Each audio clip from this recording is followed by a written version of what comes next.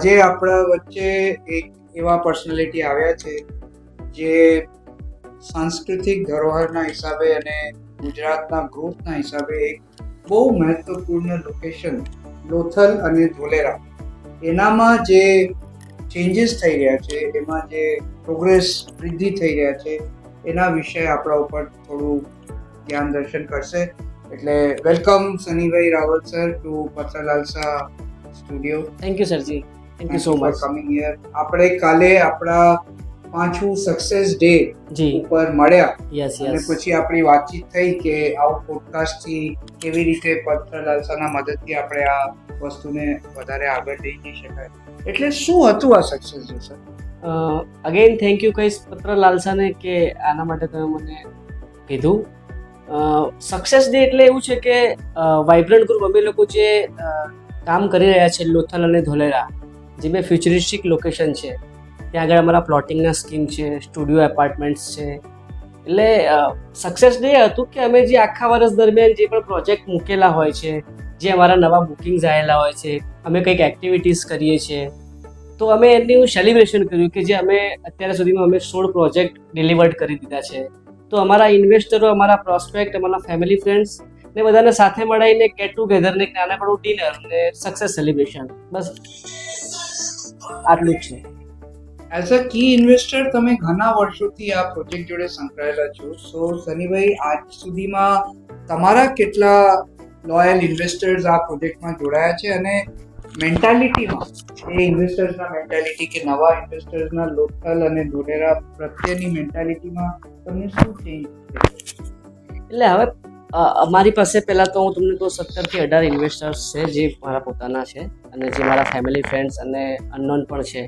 કેમ કે આપણે જ્યારે માર્કેટમાં કામ કરીએ તો અન્ય લોકોની પણ ઇન્ક્વાયરીઝ આવતી હોય છે અને આપણે એમને પિક કરીએ છીએ. એટલે મારી પાસે અત્યારે 17 થી 18 ઇન્વેસ્ટર્સ છે.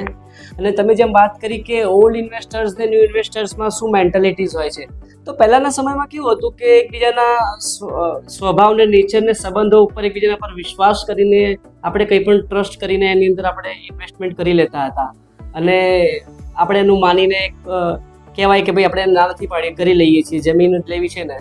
પણ હવે જે થઈ ગયું છે એવું થયું છે કે સોશિયલ મીડિયાનો જમાનો છે, ડિજિટલ જમાનો છે, અપડેટેડ છે.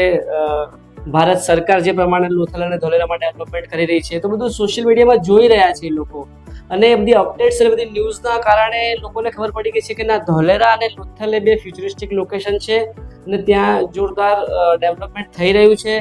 ભારત સરકારે 6,000 કરોડના ખર્ચે લોથલની અંદર મ્યુઝિયમ બનાવી રહી છે, ઇન્ટરનેશનલ એરપોર્ટ્સ આવી રહી છે ધોલેરાની અંદર. તો બંને એકદમ સુપર ફાસ્ટ ડેવલપમેન્ટ થઈ રહ્યા છે બંને સિટીમાં અને બે ટ્વિન સિટી છે. એટલે અમે લોકો છે ને પોતે જોઈને ડિસિઝન લે છે અને પછી ઇન્વેસ્ટમેન્ટ કરે છે.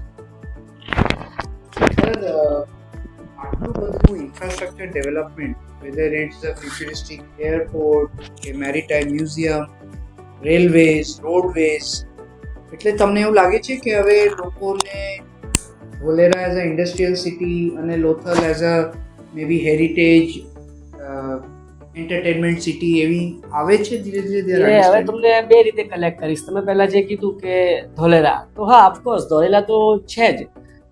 લોથલ જે છે એટલે આજથી 5,000 વર્ષ પહેલા જે હડપ્પન સંસ્કૃતિ હતી એને રીક્રિએટ કરીને તમે સમજી શકો છો કે અત્યારે શું જમાનો છે, શું ડિજિટલાઇઝેશન છે.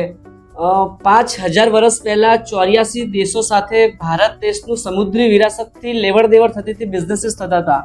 તો એ ટેકનોલોજી કઈ રીતની હશે? અને હું તો નસીબદાર સમજુ છું કે મને ધોલેરાને કે લોથલની જમીન પર ઇન્વેસ્ટમેન્ટ કરવાનો મોકો મળ્યો છે. એટલે હા, અને ધોલેરા અને લોથલ બંને એ પ્રમાણે ટ્વિન સિટી જોરદાર ડેવલપ થઈ જ રહી છે.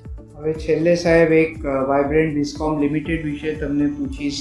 એના ફાઉન્ડર્સ અને એના જે કોન્સેપ્ટ છે, જિંદગી મિલકે બિતાએંગે, સપને સચ હોતે હી હૈ, મેં ભી જમીનદાર, એટલે એના પ્રમોટર્સ વિશે તમે શું ગ્રેટિટ્યુડ એક્સપ્રેસ? મારી પાસે જો વાઇબ્રન્ટનું જિંદગી મિલકે બિતાએંગે, સપને સચ હોતે, એ બધી વાત કરવા બેસો તો બહુ બધો સમય જતો રહે.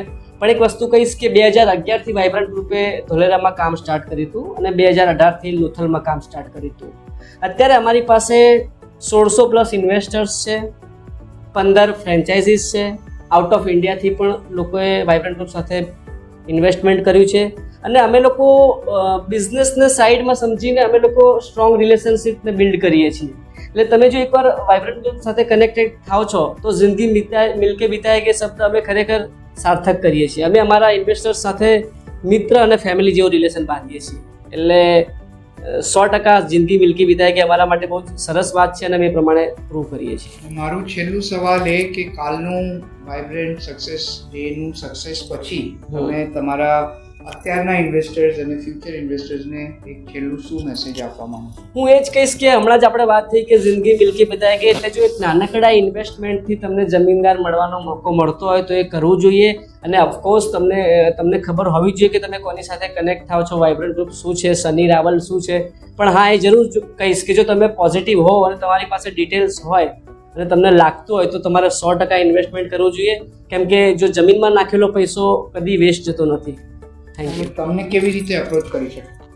તમે મને સંપર્ક કરી શકો છો. મારો મોબાઈલ નંબર છે 9723226176 અથવા તમે ફેસબુક પર પણ સની રાવલ કરશો તો મારો ફોટો પહેલાં જ આવી જશે.